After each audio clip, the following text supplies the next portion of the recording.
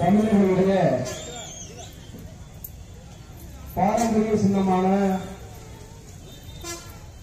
செங்கோலை நாடாளுமன்ற மக்களவையில் அவமதித்து பேசிய மதுரை மக்களவை தொகுதியினுடைய பாராளுமன்ற உறுப்பினர்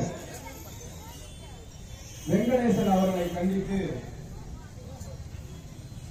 நடைபெற்றுக் கொண்டிருக்கின்ற இந்த கண்டன ஆர்ப்பாட்டத்திற்கு தமிழரை அவமதிக்க ஒரு தமிழன் போதும், வேற யாரும் தேவையில்லை அப்படின்னு சிந்திச்சுட்டு வந்தோம்னா சரி, அவர் ஒரு தமிழரா அப்படிங்கிறத அவருடைய வேலை ஆராய்ச்சி செய்யும் போது தெரியுது.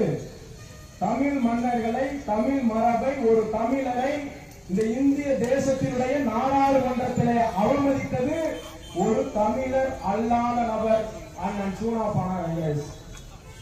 ஒரு தமிழர் அல்லாதவர் எத்துணை தைரியம் இருந்தால், எவ்வளவு துணிச்சல் இருந்தால் ஒரு தமிழர் அல்லாதவர் இந்த தமிழ் மன்னருடைய மரபுகளை இந்திய நாடாளுமன்றத்தில் அவமதித்து பேசியிருப்பார். அதற்கு அந்த துணிச்சலை கொடுத்திருக்கக்கூடியது இந்த மதுரை நாடாளுமன்ற மக்கள்.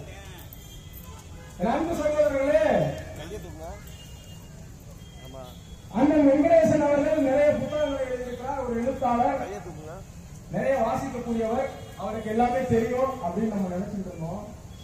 ஆனா என்ன பண்றது, வாங்கின கூலிக்கு கட்டணும்ல, கூலி வாங்கிட்டோம், வாங்கின கூலிக்கு ஏதாவது ஒன்று செய்யணுங்கிறதுனால பிஜேபி எதிர்ப்பு அப்படிங்கிற ஒற்றை புள்ளியில இருந்து நீங்க எதை வேணாலும் பேசிட்டு போலான்னு நினைச்சு சொன்னா வாயை கொடுத்துட்டு வேற எதையாவது புண்ணாக்கிட்டு போயிருவீங்க. பிஜேபி எதிர்ப்பு அப்படின்னா நீங்க கருத்தியல் ரீதியாக எடுத்து வைங்க. சொல்றாரு நாடாளுமன்றத்தில், இந்த செங்கோலை இங்கே வைத்திருக்கிறீர்கள், இந்த செங்கோலை வைத்து தமிழ் மன்னர்கள் எத்தனை பெண்களை அடிமைப்படுத்தி வைத்திருந்தார்கள் தெரியுமா? அந்த செங்கோலை இந்த நாடாளுமன்றத்தில் வைத்திருக்கிறீர்களே, இதன் மூலம் நாட்டு மக்களுக்கு, நீங்கள் நாட்டு பெண்களுக்கு என்ன சொல்ல வருகிறீர்கள் என்று வேகமா பேசுறார்.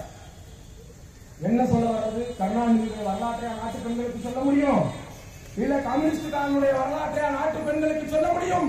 எங்களுடைய பாட்டனும் கூட்டனும் எப்படி ஆட்சி செய்தார்கள், எங்களுடைய மரபு என்ன, எங்களுடைய வீரம் என்ன, எங்களுடைய தீரம் என்ன என்பதைதான் எங்களுடைய பெண்களுக்கு சொல்லித்தர முடியும்.